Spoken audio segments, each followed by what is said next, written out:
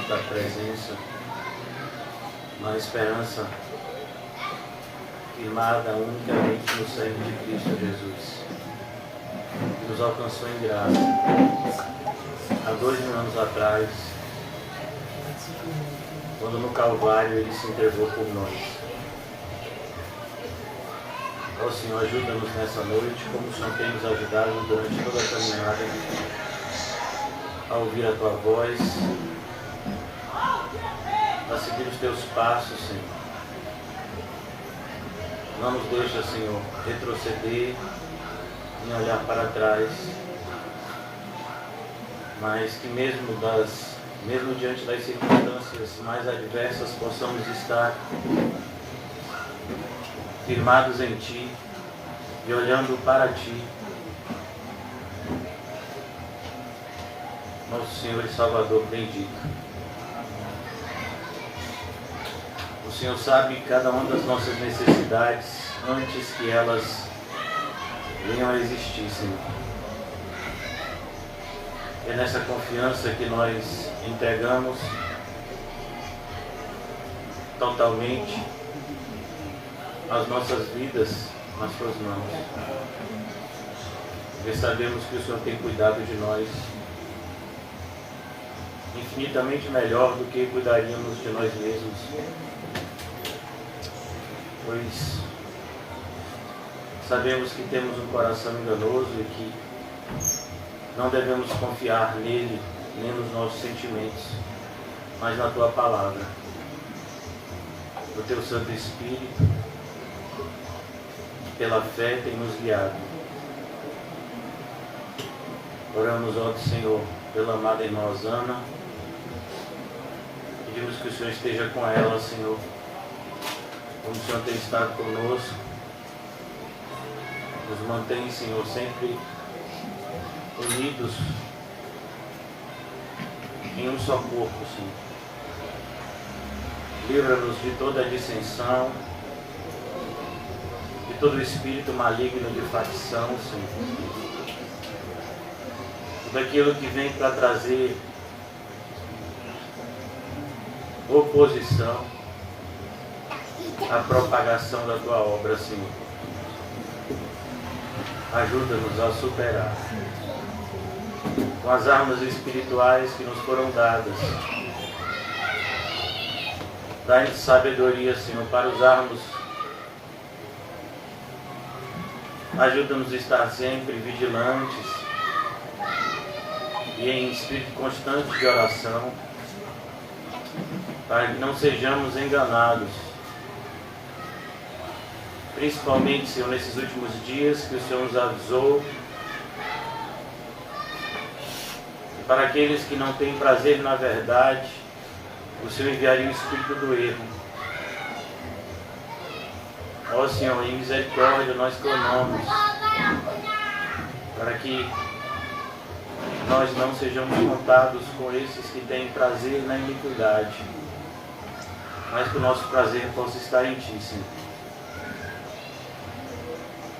Não somente naquilo que o Senhor nos proporciona, mas principalmente em quem Tu és. Ajuda-nos, Senhor Jesus, a amá-lo como o Senhor merece ser amado, acima de tudo e de todos. Não nos deixa, Senhor, sermos contaminados por esse crescente espírito maligno de apostasia que tenta nos apresentar um falso Cristo, que vem para satisfazer as nossas concupiscências carnais e não para nos ensinar o caminho do céu, como o Senhor veio e assim o fez, e nos deixou um caminho aberto, que apesar de estreito, é inerrante para aqueles que são desejosos em seguir os passos como Teus discípulos. Ajuda-nos, Senhor, a cumprirmos cabalmente o nosso ministério. Não nos deixa, Senhor, nos esfriar e nem nos amornar.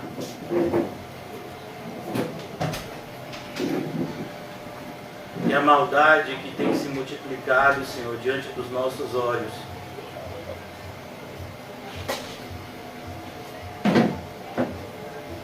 Não permita que o nosso amor se esfrie e nós não venhamos a nos cansar, Senhor, de fazer o bem. Independente de como as pessoas nos tratem, Senhor, nos ajuda a amar e a demonstrar esse amor, como o Senhor tem nos ensinado, em verdade, em espírito, não de maneira hipócrita, como o mundo deseja, mas em verdade, como o mundo precisa. Tem compaixão, Senhor, dos perdidos. Oramos principalmente, Senhor, por essa comunidade local que o Senhor nos plantou, aqui o Alto das Pombas. Chegamos, e muitos dos dias que chegamos aqui, vemos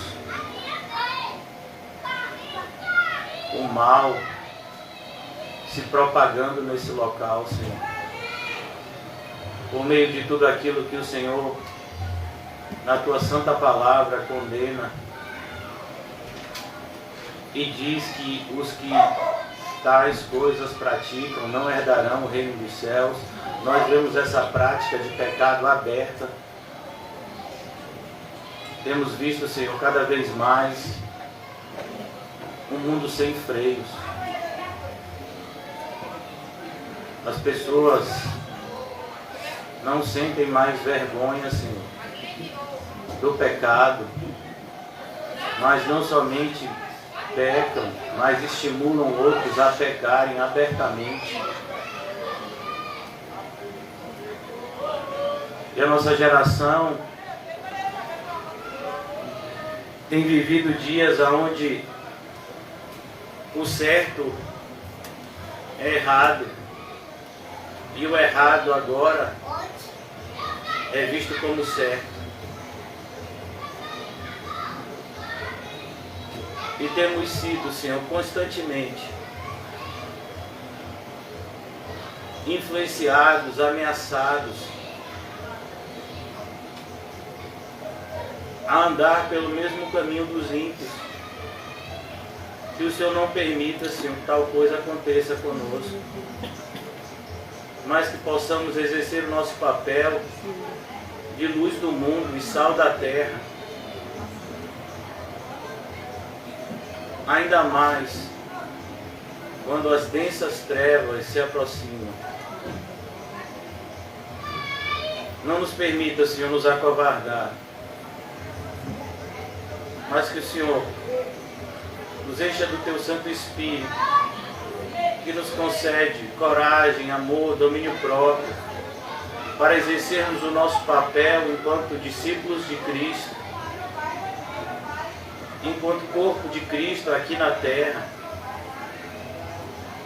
vivendo no meio de uma geração adúltera e perversa, mas pregando arrependimento e fé em Cristo Jesus para a salvação, como único meio de salvação.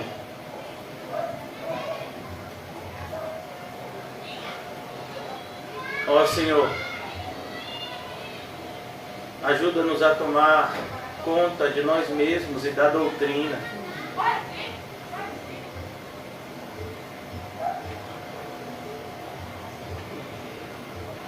Que a multiplicação da heresia, que a propagação das doutrinas diabólicas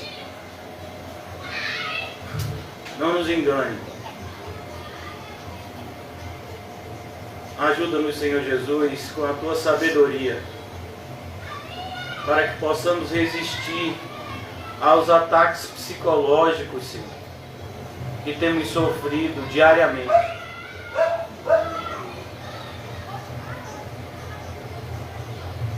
Ó Senhor, que nessa noite possamos de fato usufruir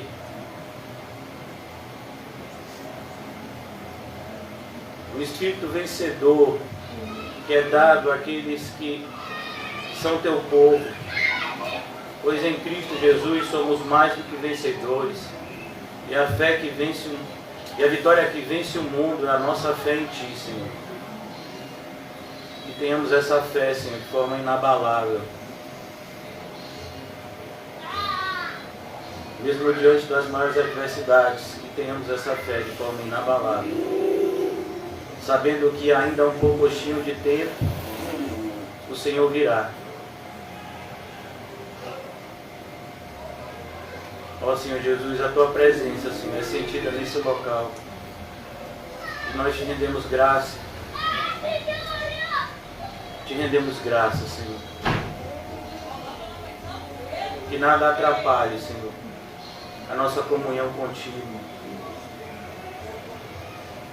E a mensagem que o Senhor tem a nos dar, Senhor, para que possamos nos aproximar de Ti, na certeza que o Senhor irá se aproximar ainda mais de nós. Que assim seja nessa noite, por graça. Em nome de Jesus, amém e graças a Deus. Vamos abrir a Bíblia, irmãos. Capítulo 9 de Lucas.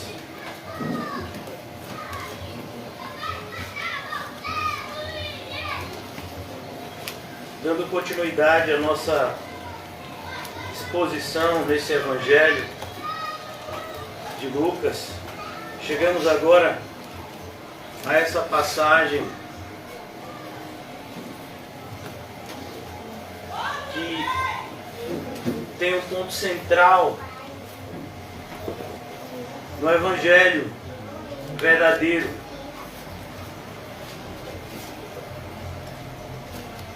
onde podemos e devemos nos analisar com toda a seriedade e severidade, porque se de fato temos que ser severos com alguém, deveríamos ser, antes de mais nada, sermos severos conosco, à luz da palavra de Deus. Essa é uma passagem bem clara, onde o Senhor Jesus expõe aqueles que efetivamente irão estar com Ele no céu. E o título da nossa mensagem de hoje é um resumo dessa passagem: a satisfação em Cristo Jesus. Muitas pessoas, apesar de ouvirem, lerem, jamais entenderão de fato a ordenança clara do Senhor Jesus a respeito de negar a si mesmo. Todo aquele que se professa cristão, independentemente de fazer parte de uma seita ou qualquer coisa semelhante, mas que tenha algum tipo de proximidade com a palavra de Deus, sabe que o Senhor Jesus ordenou que negássemos a nós mesmos se de fato quiséssemos segui-lo. Mas a grande questão é que muitas pessoas não entendem por que o Senhor Jesus ordenou essa negação, essa autonegação, e principalmente o que consiste essa autonegação. E de maneira muito simples, para aqueles que já estudaram a Bíblia com seriedade, e quando eu falo a Bíblia, são os 66 livros que fazem parte de Gênesis a Apocalipse. Você percebe que quando Jesus diz negue-se a si mesmo, Ele está dizendo que essa é a única forma onde aqui na terra iremos aprender a viver no céu. Uma pessoa que não está satisfeita em Cristo jamais irá se negar da maneira correta. E isso é uma antecipação da certeza da condenação que aguarda. E eu gostaria, antes de começarmos o estudo aqui no versículo 23, eu gostaria de convidar vocês a irem comigo no livro que a gente tem estudado às terças-feiras aqui com o irmão José, que é o livro do Apocalipse. Entender, o irmão José já tem exposto de maneira muito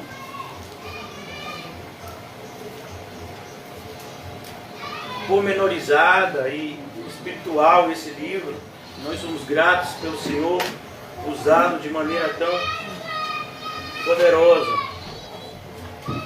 Mas eu gostaria de trazer com vocês algumas passagens do livro do Apocalipse para que nós possamos entender ainda de maneira mais clara o princípio da autonegação cristã.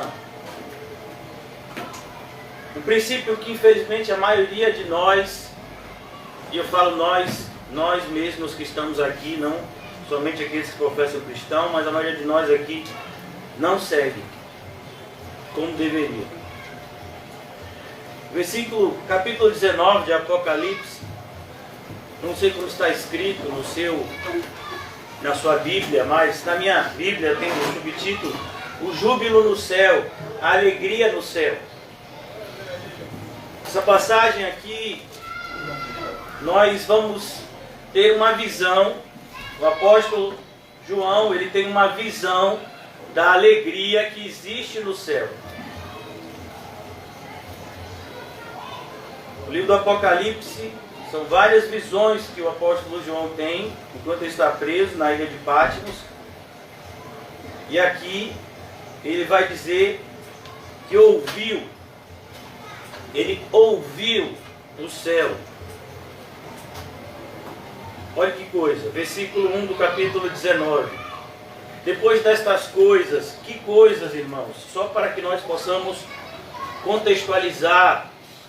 O capítulo anterior, que é o capítulo 18, tudo aquilo que eu estou falando, os irmãos aqui já estão familiarizados, porque o irmão José já pregou para a gente aqui.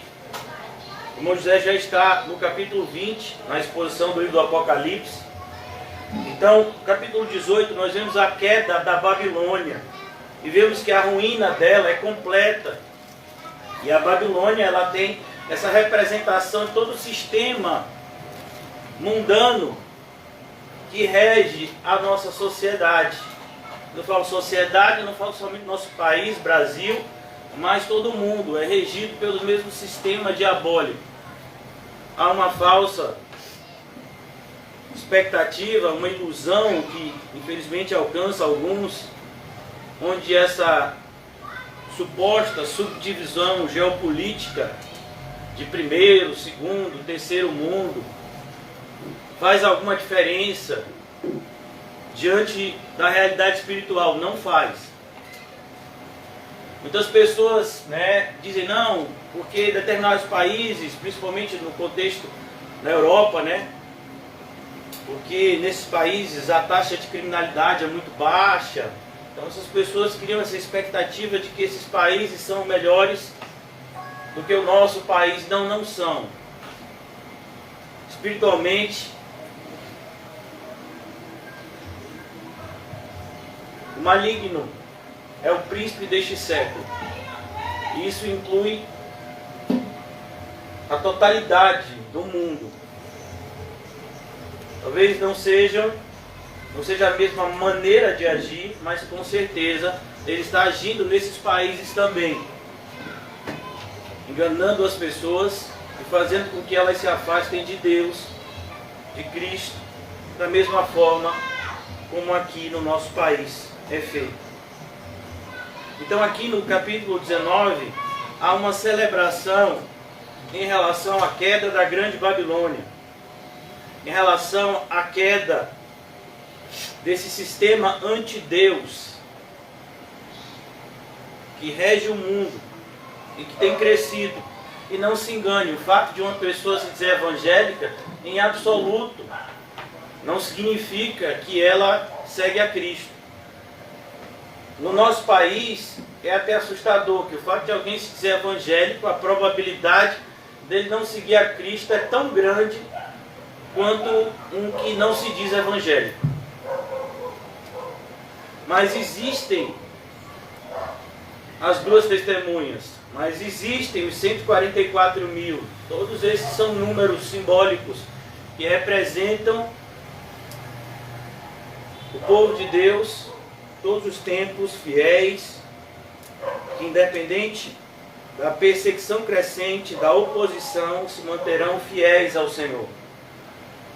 E no final eles irão celebrar com esse cântico: que nos é apresentado aqui no capítulo 19.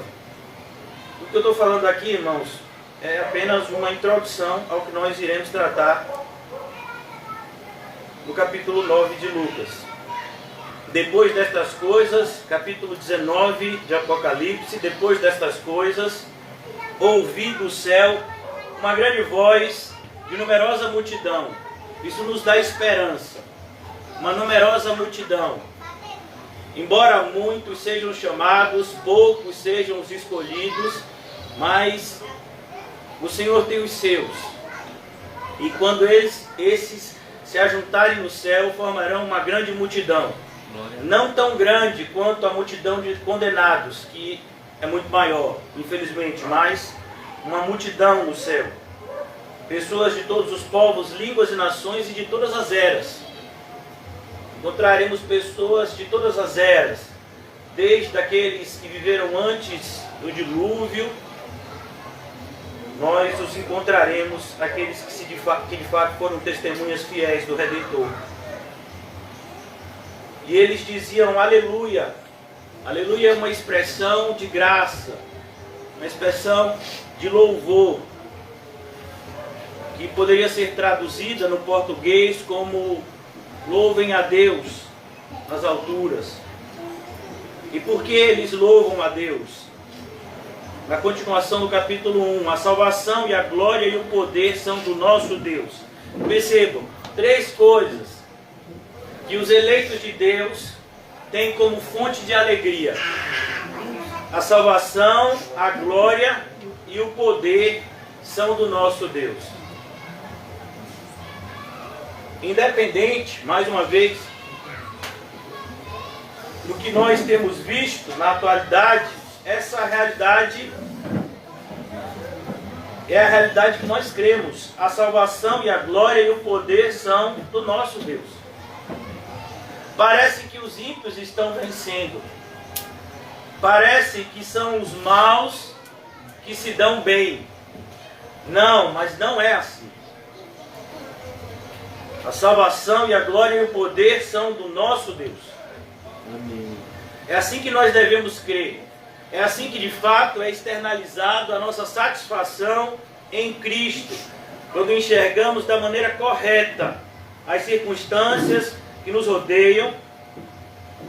Nós vamos louvar da mesma forma, mesmo aqui na terra, desta forma: a salvação, a glória e o poder são do nosso Deus. Porquanto verdadeiros e justos são os seus juízos. Olha, por que eles estão louvando? Porque são verdadeiros e justos os seus juízos. Todas essas pessoas que cometem impiedade, não se enganem, elas irão para o inferno. E eu quero que você e eu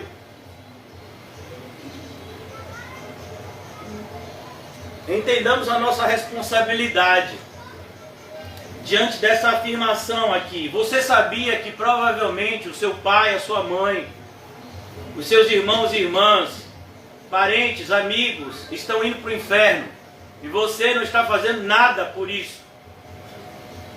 Eles vão para lá. Alguns já estão lá, sofrendo. E nós ainda nos preocupamos com trivialidades, como se estivéssemos num parque de diversão e não em um grande cemitério a céu aberto. É isso que o mundo é. Um grande cemitério ao céu aberto seria uma das definições a respeito desse mundo que a gente vive. Você olha para aí e você vê pessoas que aparentemente estão vivas, bebendo, cometendo diversos tipos de pecado. Elas parecem estar mais vivas que nós, que estamos aqui sentados, ouvindo a exposição das Escrituras, mas elas estão mortas.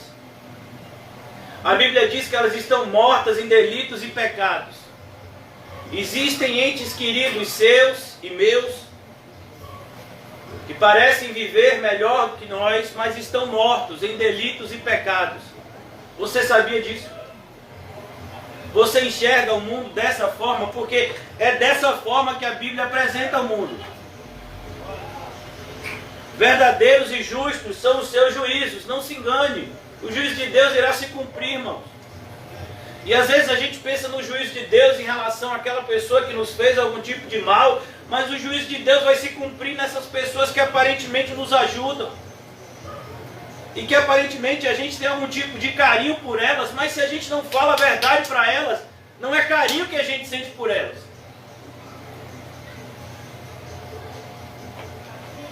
Porquanto verdadeiros e justos são os seus juízos. Pois julgou a grande meretriz. O Senhor vai julgar toda falsa religião. Todo tipo de religiosidade contrária à verdade das Escrituras será julgado. A grande meretriz não se resume simplesmente à Igreja Católica. Não se resume a um tipo específico de engano, mas a grande meretriz fala de todo engano que se levanta contra a verdade, que é uma só. O engano não, o engano são vários. Para todo gosto. Mas a verdade é uma só, que na maioria das vezes traz desgosto para as pessoas. Mesmo aquelas que estão dentro da igreja. Não gostam quando a verdade é exposta da maneira como deve ser. Pois julgou a grande meretriz, que corrompia a terra com a sua prostituição.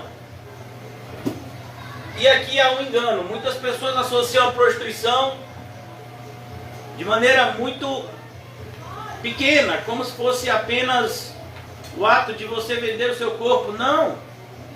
A mais de todas as prostituições é o fato de você vender a sua alma. Foi isso que Judas fez. E é isso que muitos que se dizem cristãos estão fazendo. Estão trocando a sua salvação por um prato de lentilha. Como foi o caso de Esaú e Jacó.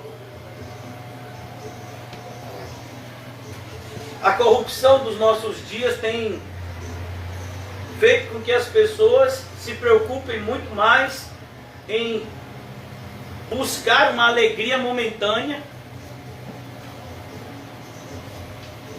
do que lutarem pela alegria eterna. Ah, mas a salvação, pastor, não vem com essa, é pela graça. É claro. A salvação é pela graça. A graça santifica. A graça, ela não faz com que você viva ou deseje viver em pecado. Isso não é graça. Amém. Pelo menos não de acordo com a Bíblia. Pode ser de acordo com algumas exposições evangélicas, mas não de acordo com a Bíblia. Perceba, ele julgou a grande meretriz, esse espírito que corrompe a terra, a sua prostituição, e das mãos dela vingou o sangue dos seus servos. Todo servo de Deus vai ser perseguido e odiado por aqueles que não são servos de Deus, que são a grande maioria. Infelizmente, essa realidade é uma realidade dentro da igreja também. Aquele que está servindo a Deus de todo coração, alma, força, entendimento, ele vai receber oposição de dentro da igreja também por fazer isso. Mas o Senhor irá vingar a morte dos seus servos. Segunda vez disseram, aleluia. E olha que aqui é um louvor, viu? Sei que muitos de vocês estão assim, entristecidos com essa realidade, mas aqui é um louvor. E a sua fumaça sobe pelos séculos dos séculos. Fumaça na Bíblia, em especial no Novo Testamento, faz referência sempre à oração. Os santos, eles têm uma característica peculiar, eles oram. Glória a Deus. Tem algo que diferencia um cristão verdadeiro de um falso, é a oração. O falso cristão ora de si para si mesmo. O falso cristão, ele ora rogando a um Cristo que ele mesmo inventou. O verdadeiro cristão não. Ele fala com o verdadeiro Deus. E o verdadeiro Deus o ouve e o responde. Amém. No quarto em secreto, ele fala. E Deus o ouve e responde. Os 24 anciãos, ou seja, pessoas tanto do Antigo quanto do Novo Testamento, estão agora reunidos. E os 4 seres viventes prostraram-se e adoraram a Deus, que se acha sentado no trono, dizendo amém, aleluia. Saiu uma voz do trono exclamando. Olha, isso é uma cena linda, irmãos. Saiu uma voz do trono exclamando, dai louvores ao nosso Deus. Você sabia, irmãos, que é mais fácil você pedir algo a Deus do que você louvar a Deus? E a prova disso são os 10 leprosos. 9 foram até Jesus para lhe pedir um favor. 10 foram até Jesus para lhe pedir um favor. E os 10 foram atendidos. Mas quantos voltaram para louvar? Quantos? Essa é a realidade. Muito fácil. Você identifica esse espírito na igreja. Pessoas que são uma coisa quando estão passando por uma grande tribulação, e são outra coisa depois que essa suposta tribulação passa. É porque você sabe como é, né, irmão? Eu passei uma época no deserto, e agora eu estou no tempo de cantar. É mesmo? Então se você está cantando aqui na terra, todo o céu que você vai esperar e conhecer aqui na terra. O cristão sabe que a terra, independente de momentos de refrigério que o nosso Senhor possa nos proporcionar, segundo a sua vontade, a terra é um ambiente hostil a nós, cristãos, e que nós não devemos jamais fincar as nossas raízes aqui, e nem ter qualquer tipo de sentimento de amor por ela. Não ameis o mundo, e nem nada do que nele existe, porque quem ama o mundo, o amor do Pai não está nele. E aqui estavam louvando a Deus. Dai louvores ao nosso Deus. Qual foi a última vez que você louvou a Deus? Você se lembra? Todos os seus servos, perceba, só pode louvar a Deus quem serve a Ele. Se você não serve a Ele, você não tem autoridade para louvar. Você pode até fazer, mas isso não vai ser recebido pelo Senhor. É como, por exemplo, a oferta de Caim. Caim trouxe uma oferta também, mas não foi recebido. Ananias e Safira trouxeram uma oferta também, mas essa oferta os matou. Não agradou o coração do Senhor. Nadab e Abiú trouxeram uma suposta adoração, fogo estranho, e o Senhor os matou, consumido pelo fogo. Cuidado, irmãos. Com Deus não se brinca. Deus não se deixa escarnecer. Aquilo que o homem plantar é exatamente isso que ele vai colher. Dai louvores ao nosso Deus, todos os seus servos. Mais uma vez, repetindo, somente aquele que serve a Deus, de fato louva a Deus. Porque o louvor a Deus é algo que você faz apresentando o seu corpo vivo, santo e agradável a Ele. Os que o temeis, os pequenos e grandes, perceba, o Senhor não faz distinção de pessoas, mas Ele faz distinção de comportamentos. Então ouvi uma voz de numerosa multidão, como de muitas águas, e como de fortes trovões, dizendo, aleluia, de novo. Perceba, de novo a palavra, aleluia. Pois reina o Senhor. Pode parecer que o Senhor não reina para você. Para muitos, na época dos juízes, era assim. No livro dos juízes, tem uma frase que se repete durante o livro, e é justamente em referência à falta de um rei. Pelo menos era isso que o povo acreditava. Cada um fazia o que lhe achava direito, pois não havia rei em Israel. Muitas pessoas acreditam que na igreja é assim que deve se viver. Não, não há rei. Pode não ter rei para você. Para mim tem. O nome dele é o Senhor Jesus. Ele é o Rei da Glória. Amém. Ele tem essa afirmação escrita na sua coxa: Rei dos Reis e Senhor dos Senhores. Glória a Deus. Ele reina. Mesmo que você ache que não, mesmo que você ache que você tem direito de fazer o que você quiser da sua vida e que ainda assim você vai para o céu, cuidado, grande será a sua desilusão naquele grande dia. Nosso Deus, o Todo-Poderoso, Ele é Todo-Poderoso. Ele é o nosso Deus, Ele é Todo-Poderoso. E por quê? Se o nosso Deus é todo-poderoso, nós passamos por tantas provações, justamente para mostrar que Ele é tão poderoso, mas tão poderoso, que a gente se satisfaz com Ele. Não somente com aquilo que Ele proporciona.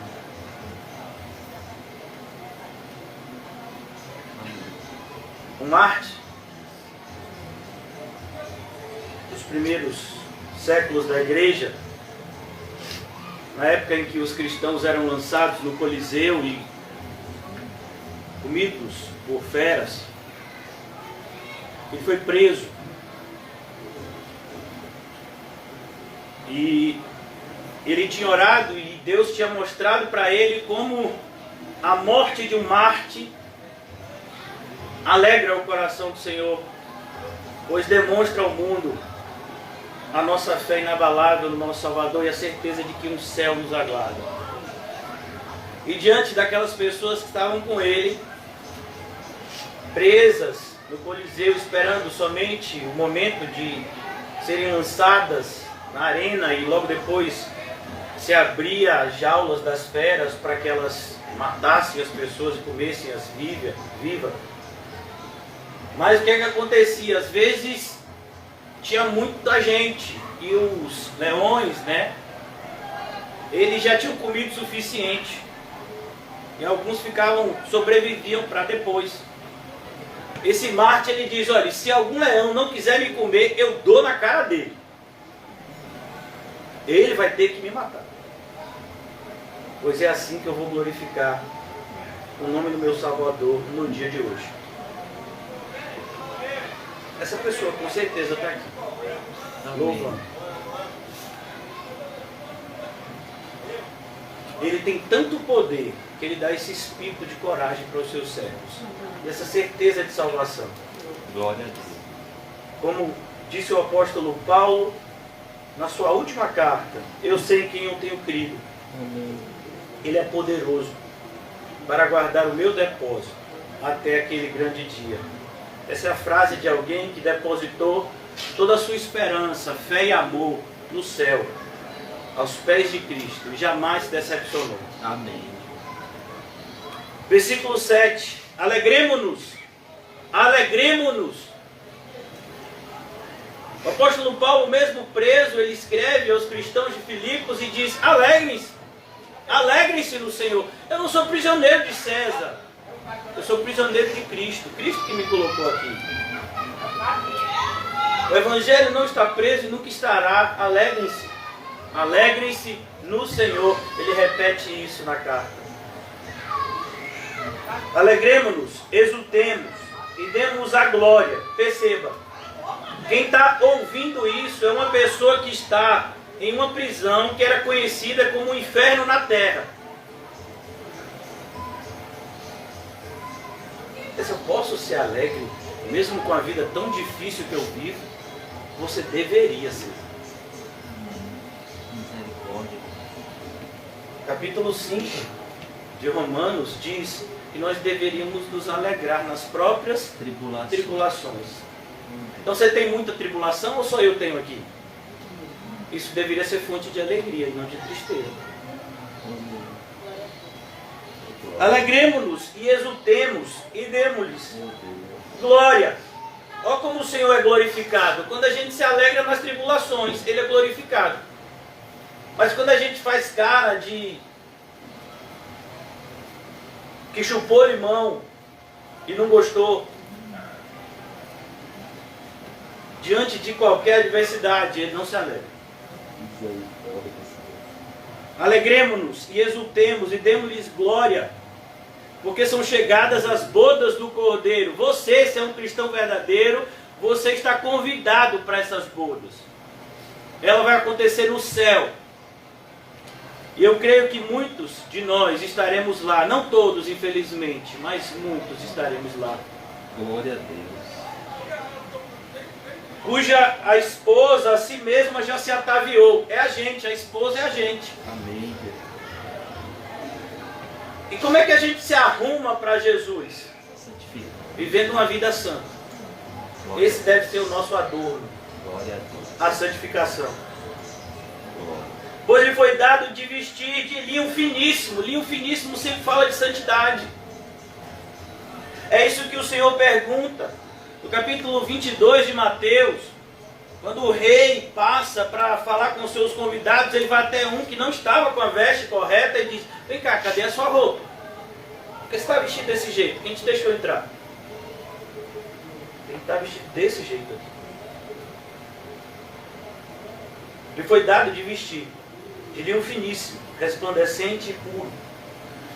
Porque o linho finíssimo são os atos de justiça. Percebe? A Bíblia não deixa com que a gente tire as nossas próprias conclusões. Ela mesma nos dá a resposta. O que é esse linho finíssimo? Aqui diz. O que é fé? A Bíblia diz em Hebreus 11. O que é amor? 1 Coríntios 13 diz o que é.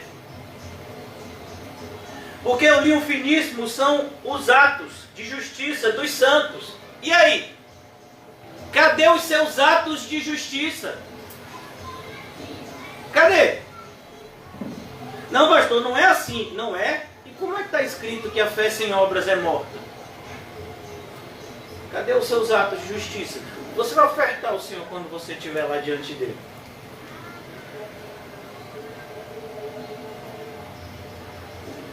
Irmãos, a perseverança é uma doutrina que ensina que aquele que é salvo, ele é salvo de uma vez por todas, porque quem o salvou garante. É uma doutrina que é conhecida como a perseverança dos santos. Mas prestem atenção, é a perseverança dos santos.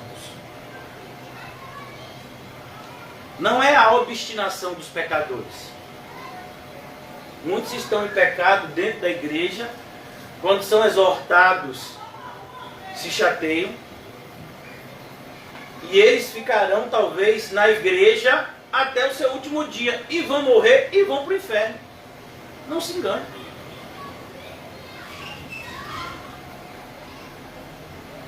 Alguns vão até achar que merecem o céu, e isso já é uma certeza de salvação, de condenação, perdão.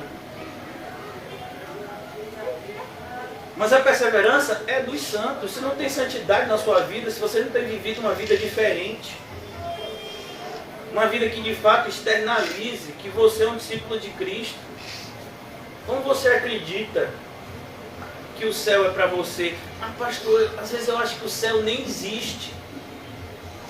É claro que para você parece que o céu não existe. Você está cheio do mundo.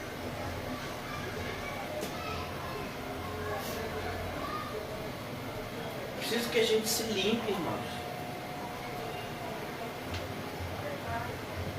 Poucos capítulos depois, nós estamos no 19, 20, 21, 22, no capítulo 22, é dito: o limpe-se mais ainda. Mas parece que tem pessoas na igreja que já estão super satisfeitas com essa aparente limpeza. Não, eu fiz a barba, eu cortei o cabelo, eu estou vestindo camisa, antes eu andava desnudo. Não, agora eu sou crente. Não entendi. Não, aqui diz que O linho finíssimo que a gente deve vestir são os atos de justiça dos santos. Onde estão eles? Toda árvore que não der fruto, o machado já está posto. Você não está vendo o machado, não? Já deveria estar vendo, porque ele está bem pertinho de você. Então me falou o anjo, escreve. O anjo falou, escreve, João. Escreve, porque existem irmãos seus que precisarão ouvir isso no futuro. Nós. Isso está escrito para nós. Se de fato somos povo de Deus. Bem-aventurados. Bem-aventurados, uma expressão que conhecemos bem.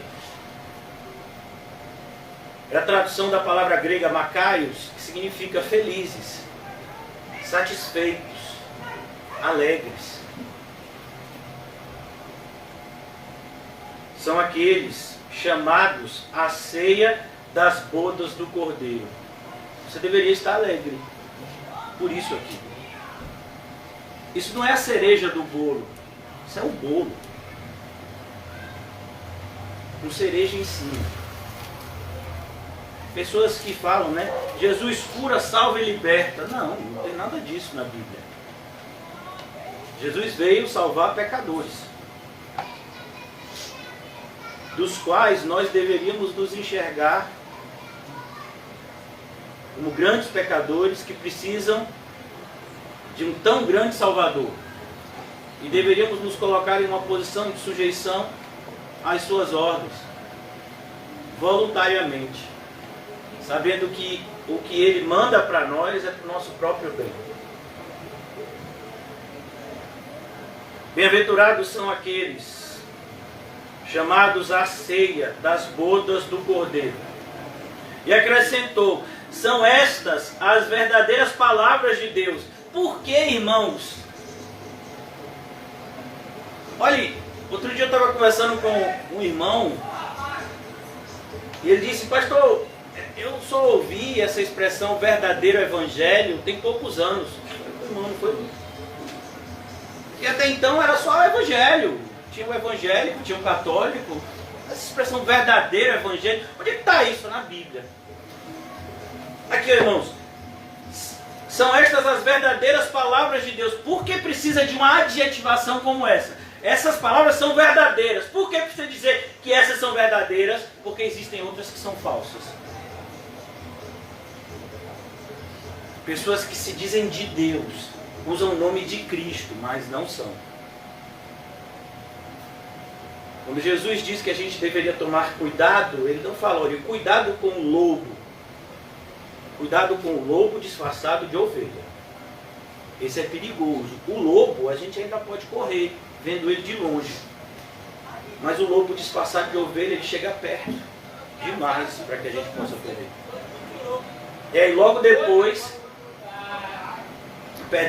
essa expressão é colocada logo depois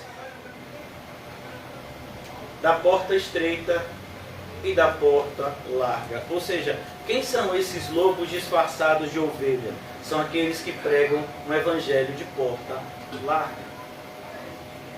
São aqueles que pregam um evangelho de um caminho espaçoso. Não fique à vontade.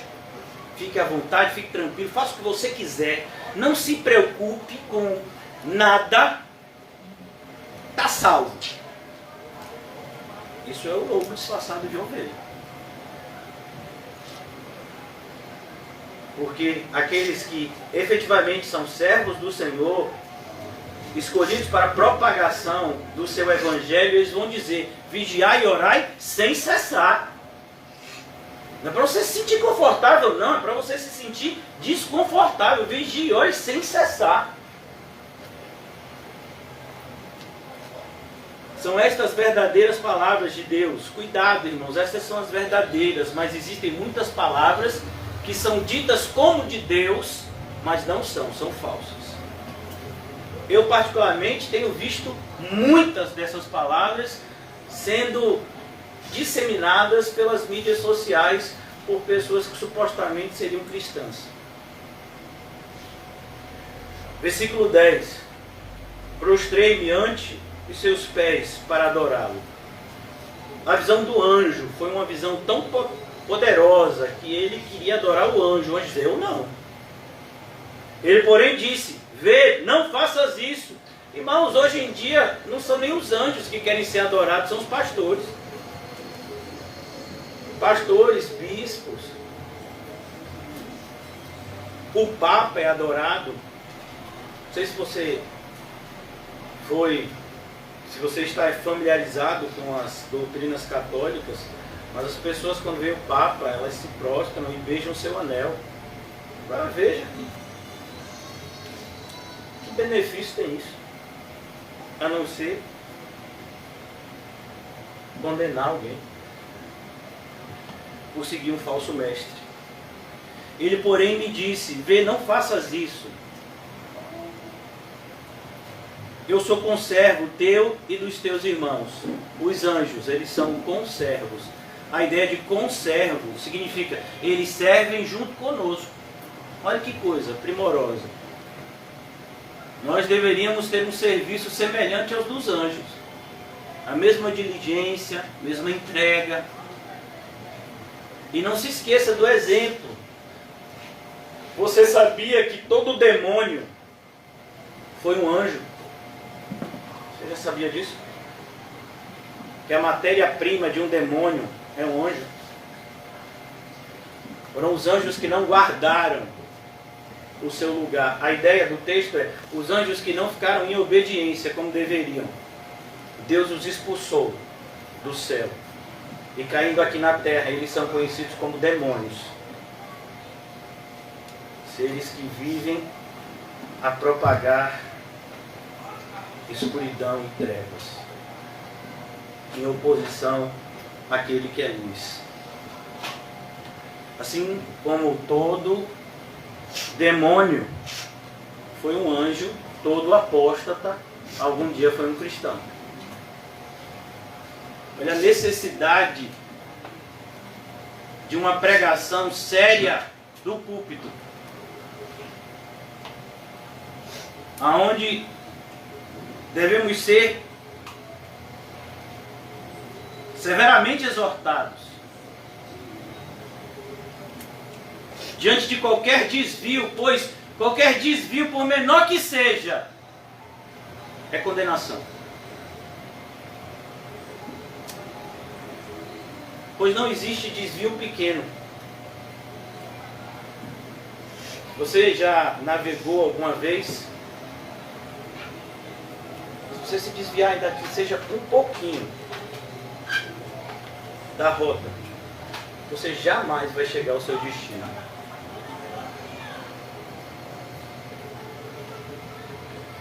São estas as verdades, as verdadeiras palavras de Deus. Prostrei-me antes aos seus pés para adorá-lo. Ele, porém, me disse, vê, não faças isso.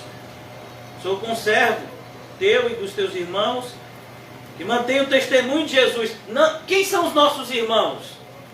Todo mundo que está na igreja, de qualquer jeito, de qualquer forma, envergonhando o nome do Senhor. Não.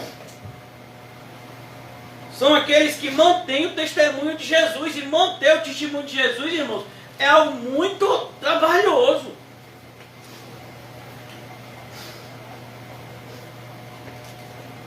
Adora a Deus. Por que a gente adora a Deus? Cultuando da maneira correta.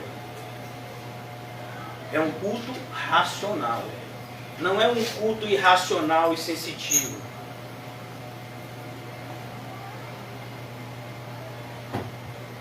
Sabe, irmãos, eu vou ser muito direto. Eu não estou nem um pouco preocupado com os sentimentos de vocês. Eu estou preocupado com a eternidade que aguarda vocês. Se vocês acham que eu sou uma pessoa insensível diante de algumas situações, me perdoem a sinceridade, mas essa não é a minha preocupação.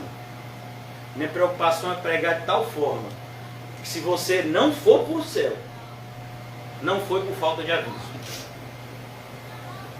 O apóstolo Paulo diz isso literalmente quando ele se despede da igreja que ele passou mais tempo, que é a igreja de Éfeso, 3 anos. E se despedindo dessa igreja, em Atos capítulo 20, ele diz: olha, eu tenho minha consciência em paz, o sangue de vocês não está em minhas mãos, porque noite e dia eu preguei a verdade, toda a verdade de Deus. Então, se algum de vocês se desviar, e muitos se desviaram, a igreja de Éfeso é a igreja que mais recebe carta. Nós temos Efésios, nós temos 1 de Timóteo, 2 Timóteo, mas 1 Timóteo e 2 Timóteo essa carta é escrita quando Timóteo era pastor da igreja de Éfeso, então ela foi lida diante da igreja de Éfeso primeiramente. Depois a gente vê uma carta escrita a essa igreja no livro do Apocalipse. Olha como essa igreja foi avisada. E você sabia que hoje ela não existe mais? Porque a palavra de Deus se cumpriu. Eu removerei o candeeiro. Eu vou tirar a igreja daí dessa cidade e vou colocar em outro lugar, porque vocês não estão valorizando ela como deveriam. Vê os teus irmãos que mantêm o testemunho de Jesus. É isso que é ser crente, irmãos. É ter o testemunho de Jesus, não é viver oba-oba, não. Não é viver se preocupando apenas com esse mundo, como se não existisse nada além deste mundo. Infelizmente, quando você dialoga com algumas pessoas, o diálogo com essas pessoas é triste, porque claramente você percebe que aquela pessoa vive como se não existisse céu. Todas as suas decisões são apenas horizontais. Nenhuma delas é vertical. Nenhuma delas fala de salvação, de céu. Todas elas são pensadas apenas horizontalmente, apenas para essa terra. Pois o testemunho de Jesus é o espírito da profecia. Olha que coisa. O que ele está dizendo? Ele está dizendo o resumo de toda a Bíblia é o testemunho de Jesus. Porque eu li esse texto aqui, irmãos. Porque se você não entender esse texto aqui, você nunca vai entender o capítulo 9 de Lucas. Vou voltar para lá. Não sei se eu vou concluir hoje, provavelmente não, por causa do horário.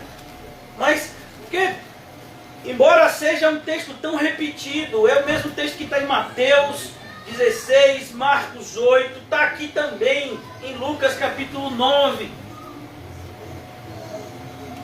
Dizia a todos, perceba, Jesus dizia a todos,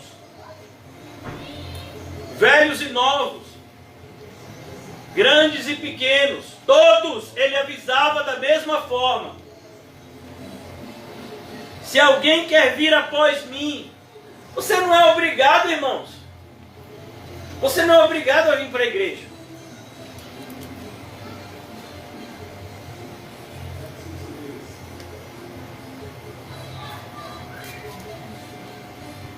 Saiba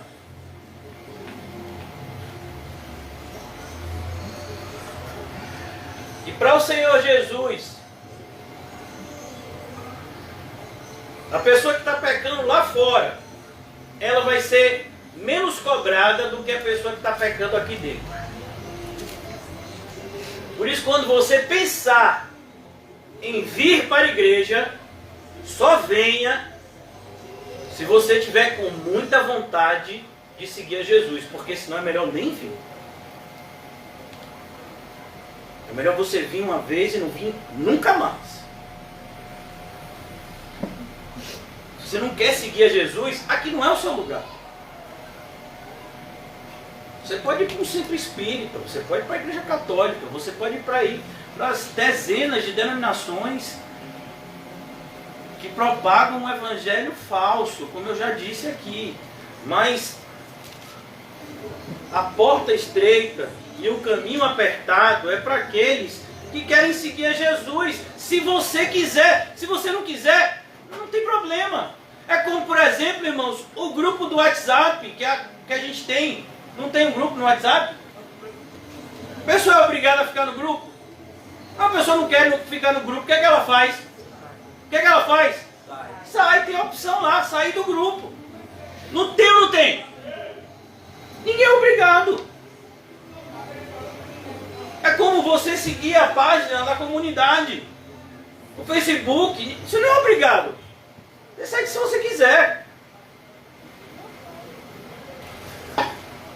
Você assistiu um vídeo no YouTube de uma pregação que foi feita há um tempo atrás. Por exemplo, se alguém tiver interesse, pelo menos deveria ter, de entender melhor o livro do Apocalipse, que eu li aqui apenas. O irmão José tem pregado esse livro há meses. E eu creio que todos os vídeos estão no YouTube disponíveis, da exposição que o irmão José fez. Você não é obrigado a ver, mas se você tiver desejo de conhecer um pouco mais, você pode chegar lá e ver. Diante de tanto lixo que tem no YouTube, tem lá também. Mas se você pegar lá as pregações do irmão José, tem lá visualizações, 1, 2, 3, 4, aquelas que foram muito visualizadas, tem 10. Aí você pega um cachorrinho lambendo o seu próprio rabo, 10 milhões de visualizações. Um falso mestre ensinando heresia, 20 milhões de visualizações. Se você quiser. Eu prego o evangelho há 10 anos. A quantidade de pessoas que tem aqui. E mesmo aqui hoje tem pessoas que não gostariam de estar aqui hoje, mas estão. Talvez seja a última oportunidade que foi dada. Mas o Senhor diz, se alguém quiser vir após mim, você quer? Se não quiser, não venha. O jovem rico seguiu a Jesus? Não, ele não queria. Teve um que chegou para Jesus e disse, Jesus, eu quero seguir, mas deixa primeiro eu enterrar meu pai, deixa primeiro eu enterrar o meu pai. E Jesus disse, não. Se você quiser me seguir, você segue agora. Deixe que os mortos enterrem os seus mortos. Quanto a você, vem e prega a palavra de Deus. Mas a gente vive, essa época onde no Evangelho ninguém é cobrado de nada. E qualquer coisa que é dito, os crentes eles são de açúcar.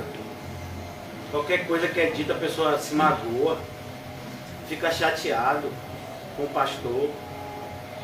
Se o pastor disser uma coisa que não deve ser feita, porque não é bíblica, a pessoa diz que o pastor está sendo severo, duro demais.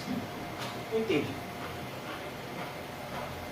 Meu filho, você não é obrigado a fazer o que eu aconselho, não. E, infelizmente, na maioria das vezes, as pessoas que pedem conselho fazem o contrário. Depois quebra a cara e diz, pastor, deu problema. Eu digo, você fez como? Eu fiz desse jeito. Mas eu não disse que era de outro. Mas eu não segui. Por quê? Porque você não quis. Você precisa entender, irmãos, que as suas escolhas, elas são suas escolhas. Não coloque na conta de Deus as suas escolhas. Se tem uma verdade que está clara na Bíblia, é que quem vai para o céu vai pela graça de Deus. Quem vai para o inferno vai pela sua própria culpa. Deus deu muitas oportunidades. E as pessoas constantemente rejeitam. E ainda fazem algo que o Senhor se ira, que é maltratar os seus servos. Eu não estou falando isso porque eu me sinto maltratado por ninguém, não. Eu estou falando isso porque é bíblico. Porque graças a Deus eu me sinto muito bem tratado por Jesus. Então aqui ele diz, se alguém quer vir após mim, você tem que pensar nisso.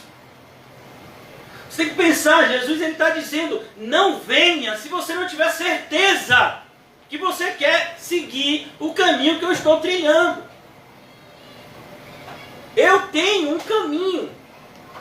Quando Jesus foi questionado, Jesus só não está com fome. Ele disse, eu tenho uma comida que vocês não experimentaram ainda. Que comida é essa, Jesus? Fazer a vontade do Pai que está no céu. Essa é a minha comida. Olha o que Jesus ensina. A atitude de Jesus era tão mal compreendida que nem a sua família viu com bons olhos. E a sua mãe, que tinha ouvido de um anjo o anúncio do nascimento de Jesus. E não acho que Maria esqueceu não, porque a Bíblia diz que tudo que ela viu, ela guardava no seu coração. Mas até Maria, irmãos, essa mulher obediente, quando ela foi levada pelos seus sentimentos, ela errou, porque os sentimentos são enganosos. É por isso que eu não tenho obrigação com o sentimento de ninguém aqui. Se você quiser ficar chateado comigo, o problema é seu. Não tenho obrigação com o sentimento de ninguém. Não estou aqui para fazer você feliz. Eu estou aqui para agradar a Deus. Então ele diz, se alguém quer vir após mim, ele agora coloca, primeiro dizer, exigência. Eu quero que você entenda, isso aqui, irmãos, não é um conselho. Isso é uma exigência. Para você entender. No nosso país, existe no Código de Trânsito uma determinação que você só pode ter carteira de motorista depois que você fizer 18 anos. Então tem muita gente que vive no interior é uma atitude comum, apesar de ser irresponsável e ilegal. Uma vez, uma filha minha me disse, né? Ô meu pai, determinada pessoa deixa o filho dirigir e ele não tem, eu acho que 16 anos ou 15 anos. Eu disse, se essa pessoa faz essa irresponsabilidade, é o problema dela. Eu não sou pai dessa pessoa que dirige com 16 anos, eu sou pai de vocês. Eu não vou permitir isso. Todo mundo faz. Vocês são todo mundo? Não deveria ser. Então, se é uma exigência de que só com 18 anos você pode tirar a carteira, aqui é a mesma coisa, é uma exigência. É como uma pessoa que se inscreve para o exame da ordem. O exame da ordem é uma prova que se faz para você advogar, para você ser advogado. E há uma exigência, você tem que ter o curso de direito concluído. Você tem que ter o diploma de direito, você tem que ser bacharel em direito. Esse é o título que recebe uma pessoa que se forma na faculdade de direito. Você é bacharel. Tem gente que diz, fulano é advogado, acabou de se formar. Não, não é advogado não, acabou de se formar, precisa fazer o exame da ordem ainda. Mas vamos imaginar que uma pessoa fez um curso de veterinária. E aí se inscreve lá para tirar a carteira da ordem. Ela vai conseguir? Não, a pessoa fez o curso de medicina, de administração, e vai lá tirar a carteira da ordem. Ela vai fazer? Por quê? Porque é uma exigência. É um pressuposto. Aqui é a mesma coisa. Tem gente que olha para isso daqui e passa, assim, rapidinho. Nesse assim mesmo. Pronto. Passei.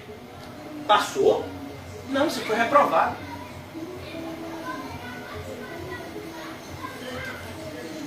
Misericórdia. Você quer seguir a Jesus? A si mesmo se negue. Mas qual é o contexto disso? O contexto é muito simples, irmão. Diante de tudo que a gente já viu aqui em Lucas, eu poderia ir até o Evangelho de Mateus, mas eu vou preferir ensinar para os irmãos o próprio Evangelho de Lucas. Volte comigo apenas a alguns capítulos. Porque que Jesus está falando como negue-se a si mesmo? Evangelho de Lucas, capítulo 6, a partir do versículo 20. São as bem-aventuranças e os ais de Jesus. Essa passagem é conhecida como o Sermão da Planície. Algumas pessoas pensam ser o mesmo Sermão do Monte. Não, aqui Jesus ele fala outros aspectos que no do Monte ele não fala. E lá no monte, do Sermão do Monte, ele vai falar outras coisas que aqui ele não fala. De maneira que um completa o outro. Lucas 6, versículo 20. O mesmo evangelho que a gente está lendo. O que significa negar a si mesmo. Aqui um exemplo. Perceba, o que eu estou falando para vocês aqui não é exaustivo, é exemplificativo. Negar a si mesmo vai além disso aqui. Mas aqui é um bom começo. Então, olhando ele para os seus discípulos, perceba, negar a si mesmo é só para discípulo, não é para seguidor, não é para multidão, é para discípulo. Você se vê como um discípulo. O discípulo é aquele que quer ser igual ao seu mestre. Isso é um discípulo. O próprio Jesus diz, todo discípulo, ele deve ser igual ao seu mestre. O mestre, ele é o exemplo a ser seguido.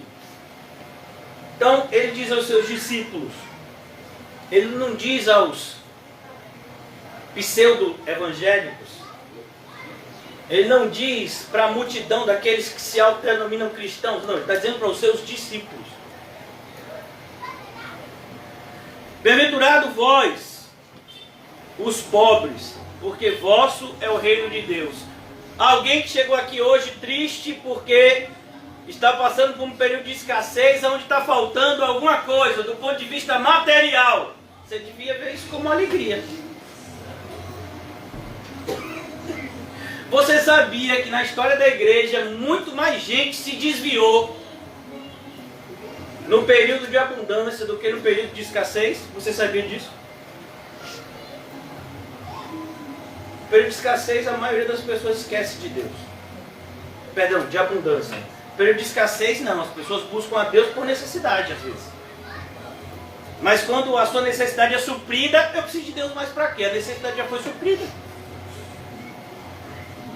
Bem-aventurado vós os pobres. A ideia de pobreza aqui, irmãos, não fala simplesmente de você não ter nada na carteira. Fala de você entender que você não tem nada, independente de você ter.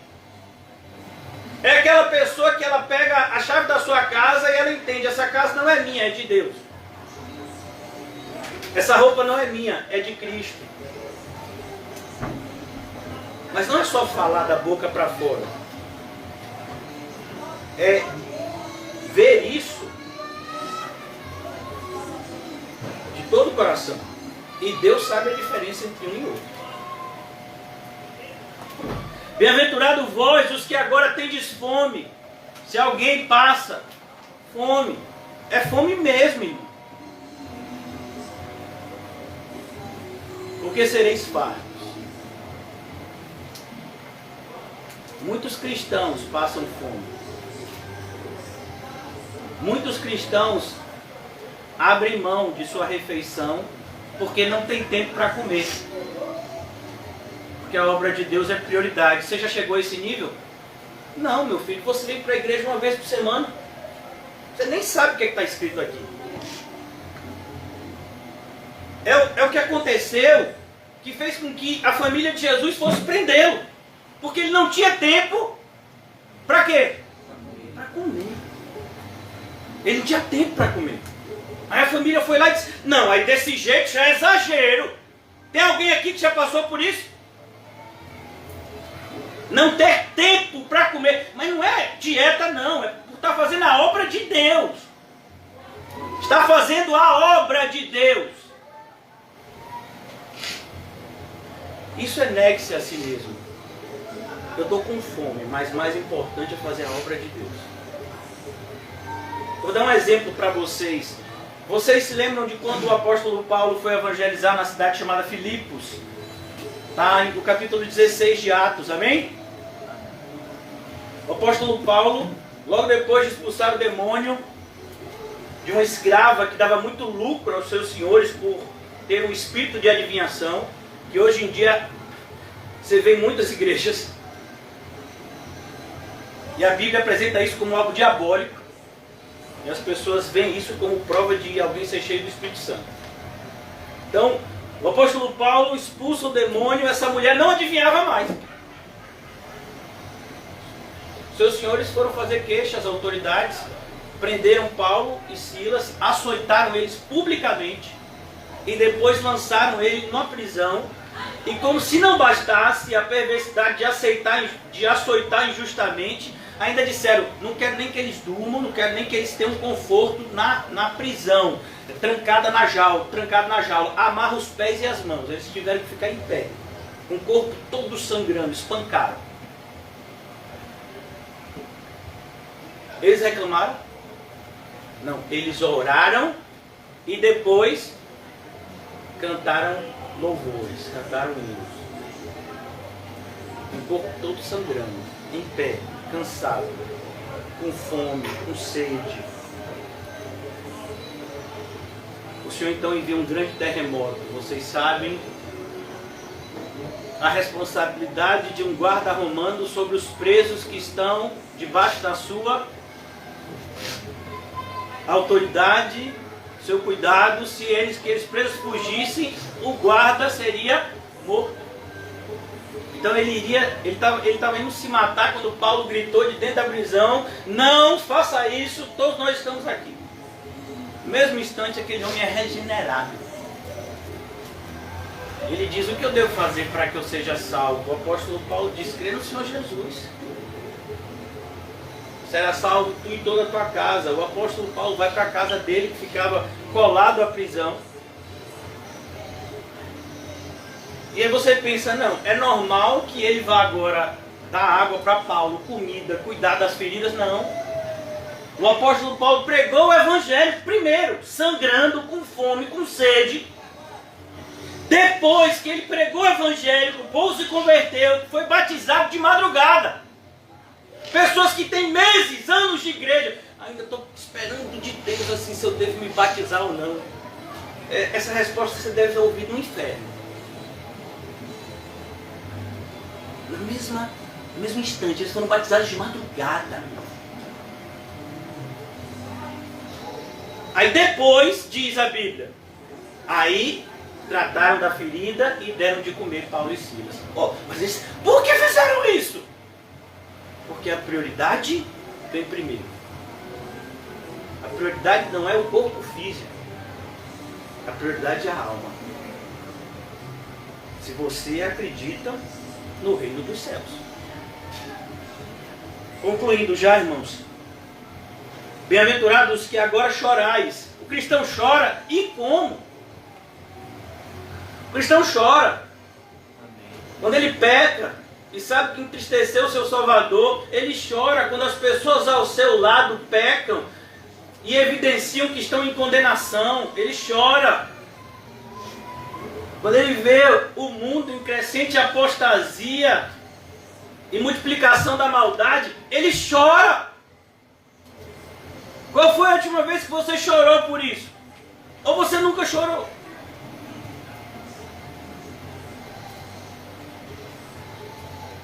Por saber que a maioria das pessoas que você conhece está indo para o inferno.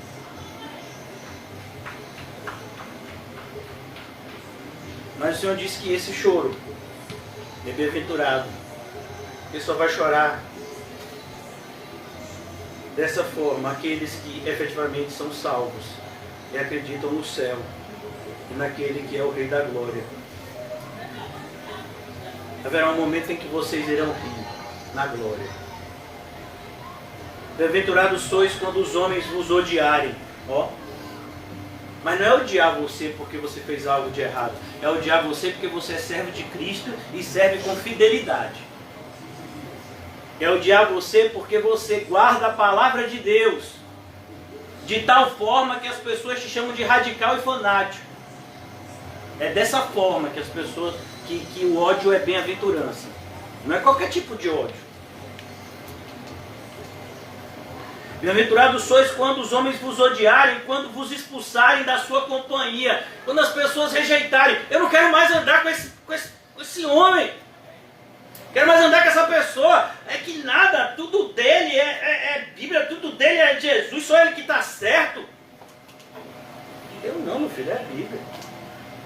Se eu falar alguma coisa que não seja bíblica, em nome de Jesus, me repreenda.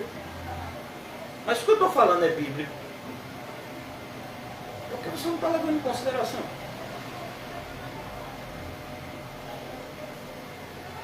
Vos injuriarem. Injúria é quando você atribui a alguém algo que ela não fez.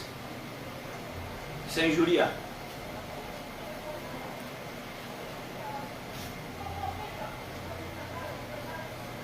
O pastor que vos fala já foi muito injuriado. E até hoje é. Mas faz parte. E rejeitarem o vosso nome. Rejeitarem. Não, quem vai pregar é o pastor Nizam. Ah, então não vou não. E nada. Aquele doido, eu já sei até o que ele vai pregar. Ele só fala 3 coisas. Negue-se a si mesmo, tome sua cruz e siga Jesus. Irmão, se você só levasse isso, você sabia que você já estava salvo? Então, quando uma pessoa fala isso de mim, eu fico até feliz. Porque eu falei o essencial. Por causa do Filho do Homem. Por causa de Jesus é que as pessoas injuriam, rejeitam, expulsam. Você já se sentiu rejeitado, irmãos? É um sentimento que dói. Eu acho que é um dos sentimentos mais dolorosos, é a rejeição. O filho que se sente rejeitado pelo pai, o pai que se sente rejeitado pelo filho, a esposa que se sente rejeitada pelo marido, o marido que se sente rejeitado pela esposa. Você já imaginou você chegar para sua esposa para dar um abraço, um beijo, e ela dizer, sai daqui, coisa feia? Já imaginou? Você vai dar um abraço no seu filho, na sua filha, mexe, vai tomar banho. O que você quer comigo? Não, vai com você. Como assim? Você agora é crente. Regozijai-vos. Você sabe o que é o regozijo? É a alegria no seu ponto mais alto. Já imaginou? Regozijai-vos naquele dia, no dia que isso acontecer com você, você devia se alegrar. Nesse dia, mais do que em qualquer outro. A pessoa te rejeitou porque ela olhou para você e viu Cristo na sua vida e disse que dessa forma não dá. Regozijai-vos naquele dia, exultai, porque grande é o vosso galardão no céu. No céu. Tem gente que quer o galardão aqui na terra. Você sabia que o Senhor dá? Você sabia disso? Se você quiser aqui na terra, o Senhor dá. É só você avançar um pouco mais em Lucas. Você vai chegar no capítulo 16 de Lucas. E você vai ver o rico que recebeu o seu galardão aqui na terra. Aí não tinha mais nada para receber depois da terra. Grande é o vosso galardão no céu, pois dessa forma procederam seus pais com os profetas. Olha que honra, irmãos. Você ser tratado na mesma forma como foram tratados os profetas no Antigo Testamento. Alguém quer essa honra? Alguém? Ser lançado num lugar cheio de fezes, como foi o caso de Jeremias. Alguém quer essa honra? Isso é negar a si mesmo. Mas tem um aviso, irmãos, e eu vou falar isso rapidamente. 4 avisos. É o preço de você não negar a si mesmo. Porque eu quero que você entenda de maneira muito clara, mesmo que essa seja a última vez que você esteja vindo aqui nessa congregação de santos, porque é assim que deve ser. De pessoas que se santificam.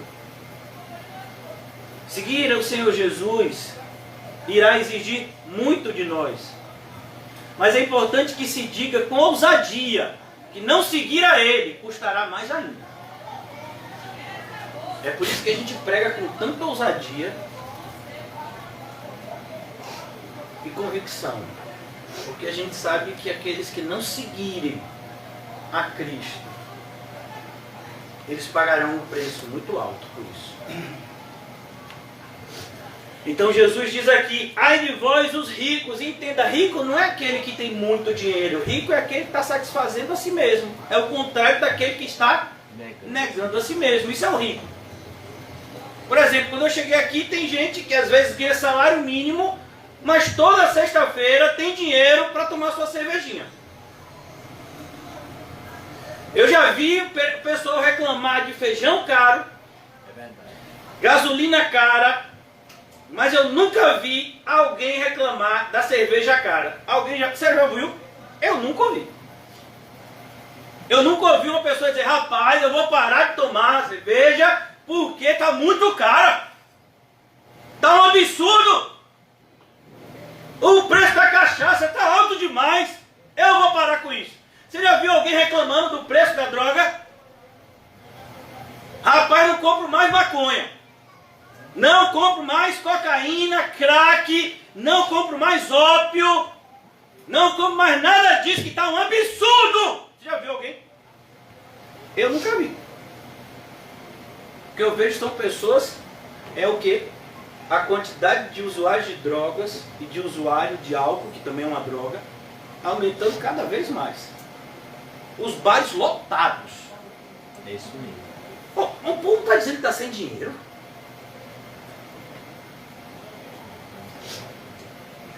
Isso é o rico, irmãos. É aquele que está satisfazendo a si mesmo. Eu tenho dinheiro para satisfazer a mim mesmo.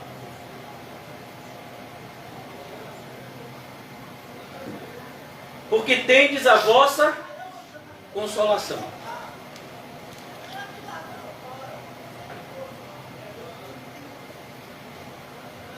Sabe, irmãos, tem muita gente que acha assim: não, eu desejo tanto ter uma casa arrumada.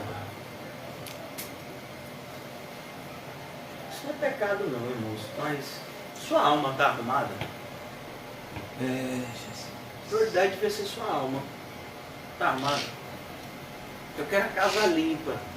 Seu coração está limpo?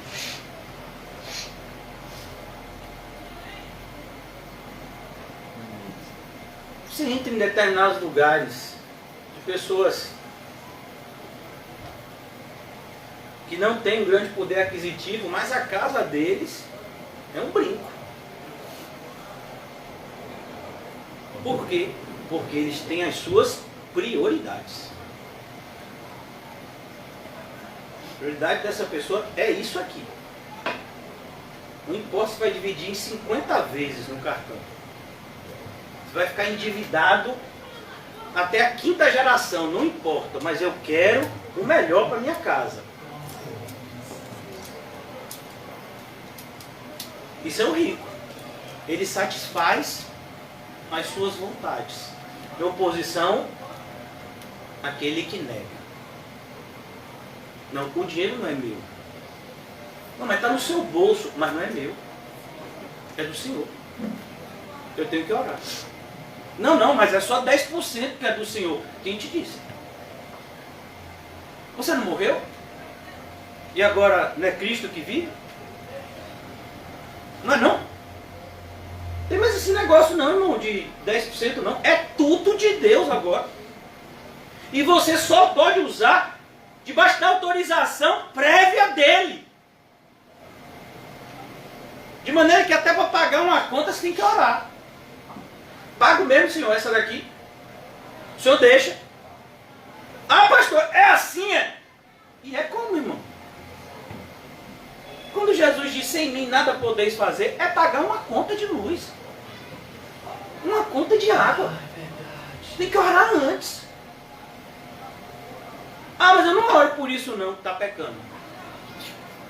Tudo que você faz sem fé é pecado. Você acha que pagar uma conta é algo carnal? Para um cristão, nada é carnal, tudo é espiritual. Deveria ser. Percebeu por que o diabo tem encontrado tanto espaço na vida de alguns? Nessas brechas. Versículo 25. Ai de vós que estáis agora fartos. Irmãos, eu fico preocupado quando eu ouço uma pessoa dizer assim: rapaz, eu comi, eu não aguento mais. Cuidado. Oh, Senhor Jesus. Tem que ter cuidado. Não, pastor, mas foi para a glória de Deus. Irmão, ó, vamos parar de mentira. Aquela pessoa que come até passar mal, ela pensou na glória de Deus quando estava botando aquelas garfadas para dentro? Irmãos, tem gente que só lembra de orar quando a barriga já está cheia. A pessoa começa a comer. Rapaz, a gente nem orou.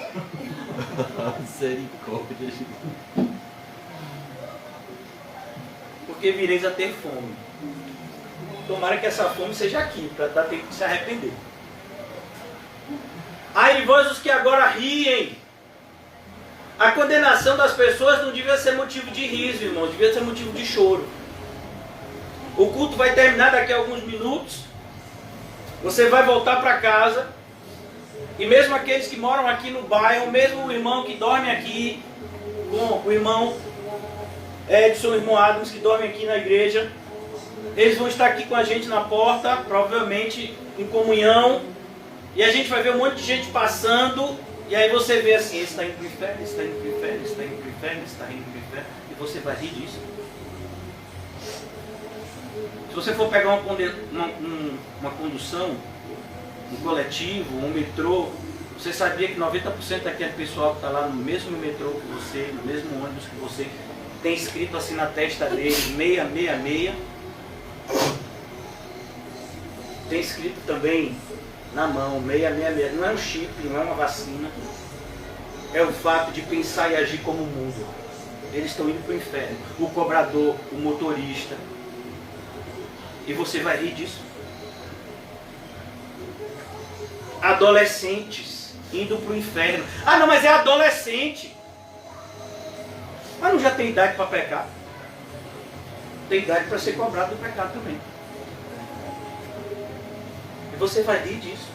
Você vai chegar em sua casa hoje. E você sabe que tem pessoas que moram debaixo do seu mesmo teto e que estão indo para o inferno. E você vai rir.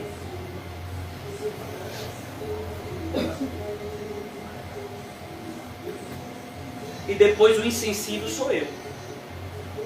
É o que eu não consegui entender. O insensível sou eu. Pessoas que riem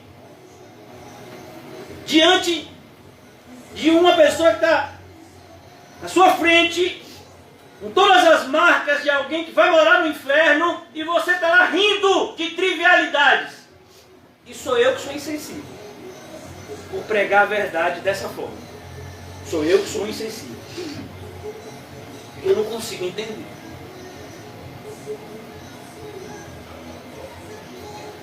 Porque é a vez de lamentar e chorar.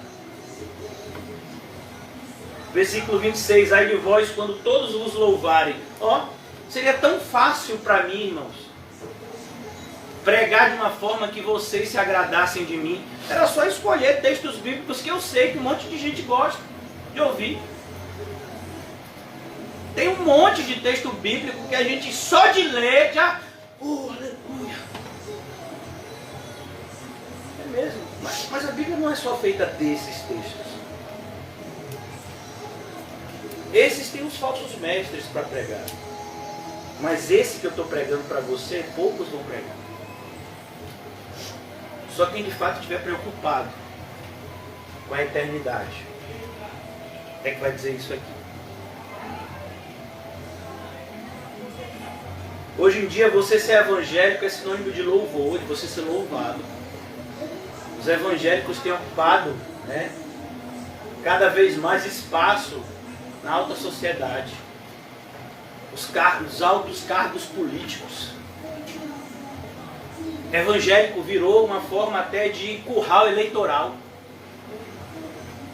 Pelo fato de ter um grande número de pessoas que se dizem como evangélicos. Então uma pessoa, ela finge uma conversão e se candidata a político, a algum cargo político, querendo abocanhar o voto dos evangélicos.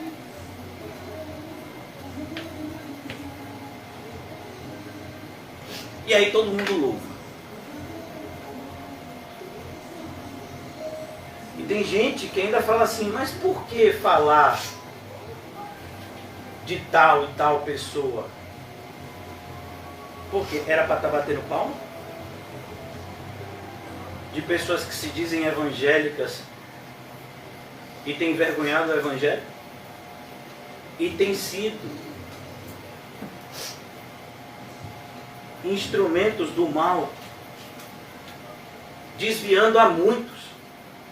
Mas isso é possível? O próprio Jesus disse, ai daquele que fizer tropeçar um dos meus pequeninos. Quantos têm tropeçado por conta de ouvirem um falso evangelho, que traz uma falsa esperança e uma falsa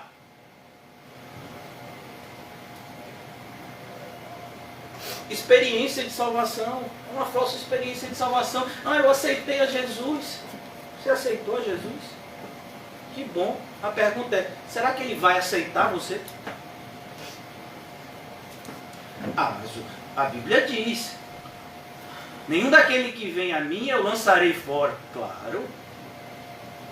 Mas vir até Jesus significa até agora, só até agora, negar a si mesmo. Você não está negando a si mesmo, você está indo até Jesus. Você está escarnecendo dele. Mas é isso que as pessoas fazem hoje. Eles jogam com palavras. Daí Paulo repreender isso. Ele diz, quando eu fui até vocês, 1 de Coríntios, eu não usei palavras persuasivas. A intenção de Paulo não era persuadir as pessoas por meio de uma pregação erudita. Não.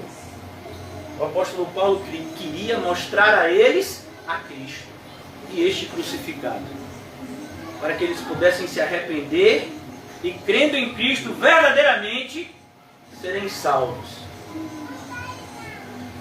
Ai de vós, quando todos vos louvarem. Todos vos louvarem. É possível isso? Claro que é, irmãos. Veja aí os ícones da nossa era. A gente tem vivido uma geração que dá para ver isso como nunca antes, irmãos. Por meio das mídias sociais. Pastores. Pessoas que se dizem evangélicos, que têm milhões de seguidores.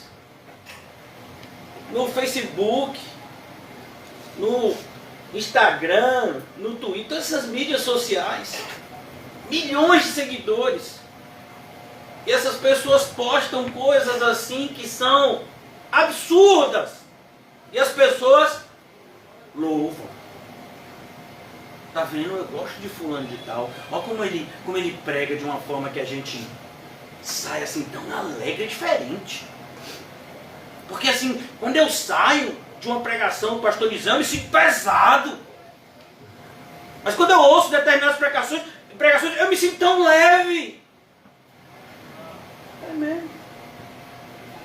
Então quer dizer que é assim que você mede?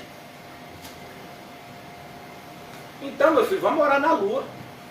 Que lá a gravidade faz com que você flutue. Você quer se sentir leve? Um absurdo, irmãos.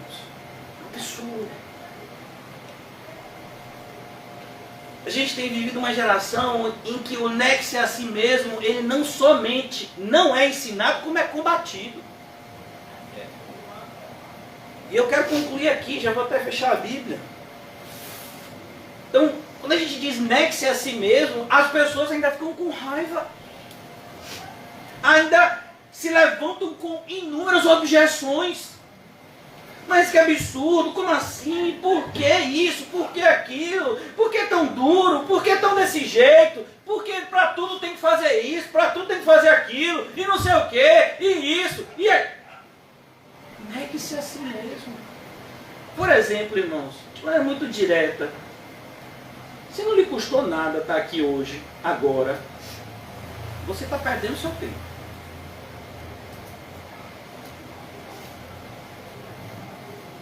Tem que lhe custar alguma coisa. E não é só dinheiro não, porque você não está nem aí para dinheiro. Eu já notei, pastor, que aqui vocês não pedem muito dinheiro, né? Porque, não, meu filho, Deus sustenta a sua obra. Você tem o privilégio de colocar alguma coisa aqui, se o seu coração for regenerado. Se não for, nem coloque, viu? Rapaz, eu nem sei se meu coração é regenerado. Eu acho que eu vou levar esse dinheiro para comprar umas coisas lá para casa que está precisando. Faça isso. Eu posso te garantir que não vai faltar nada na casa de Deus. Porque Deus sustenta a sua obra. Ele não precisa do dinheiro de ímpios disfarçados de crentes. Porque os verdadeiros crentes, eles sempre existiram e existirão. E se sentirão privilegiados em ofertar. Se você está em dúvida, vai perguntar a Barnabé. O que foi que ele fez? Ele não pegou uma partezinha do dinheiro dele, não. Ele foi, viu que estava tendo necessidade, viu o quanto existiam pessoas avarentas na igreja. Pelo Espírito, ele vai, vende o campo e traz, entrega tudo. O apóstolo Paulo estava trabalhando porque os irmãos de Coríntios eram avarentos. Mas os irmãos de Filipe não eram. Quando chegou a oferta dos filipenses, o que o apóstolo Paulo fez? Continuou trabalhando para ficar com mais dinheiro ainda? Parou de trabalhar e se entregou completamente à obra de Deus. Isso é igreja, irmão. Sabe como foi que os irmãos de Filipe ofertaram? Eles pediram emprestado. Pastor, onde é que está isso? Deram além das suas posses. Você já leu? O que é uma pessoa dar além das suas posses? Para aqueles que ficam perguntando se o dízimo é bíblico. Eles deram além das suas posses. Glória a Deus. Aí depois tem gente que não entende por que o apóstolo Paulo escreveu a carta aos Filipenses daquele jeito. Fiquem alegres. Vocês são crentes, irmão. Que o apóstolo Paulo escreveu para essa igreja. Aquele que começou a boa obra há de completá-la. Ele escreveu para quem? Para essa igreja. Para a igreja dos Coríntios, ele escreveu isso? Não. É vergonha o que está acontecendo no meio de vocês. É isso que ele escreve para os Coríntios. E aí, irmãos, a gente, sinceramente, para a gente concluir aqui, hoje, merece ser elogiado ou exortado? Exaltado. Arrependam-se. Amém. Amém. O reino de Deus está diante da gente. Glória a Deus. Não se engane.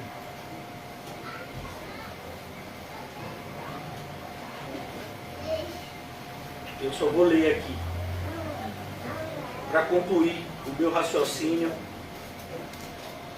Não se engane. A Bíblia diz expressamente: